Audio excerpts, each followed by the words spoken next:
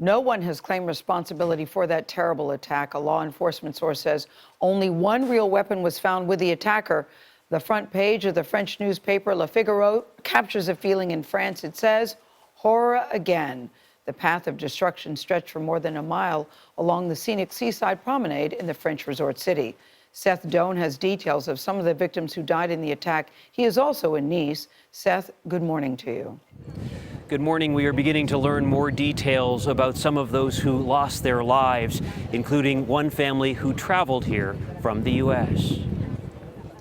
51-year-old Sean Copeland from Lakeway, Texas, was in Nice with his family and his 11-year-old son, Brody.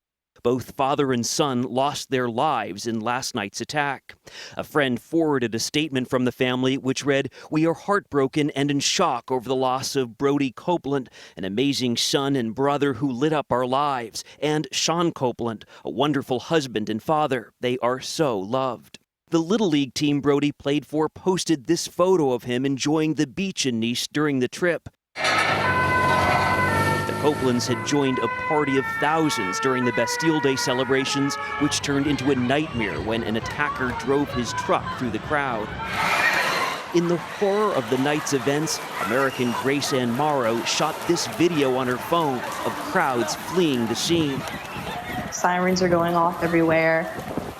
People are screaming Bloody Mary, running, just hauling butt, picking women with their children on their arms like this, are just running. And you just kind of can't help but run with them, even though you have no idea what you're running from. Your adrenaline kicks in and you're just running away from something. Morrow described the chaos and confusion of the moment. Everyone was just so happy, and then out of nowhere, all of a sudden, there's this attack, and people are injured and people are crying, and now we have to get to safety when literally just 10 minutes before we were all on the beach enjoying fireworks. She was initially separated from her aunt and uncle during the madness, but Morrow ultimately reunited with them. Other families this morning will not be as fortunate.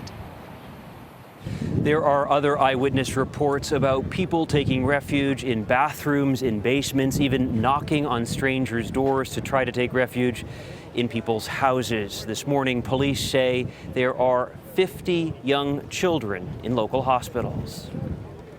Thanks, Seth. Seth Doane in Nice.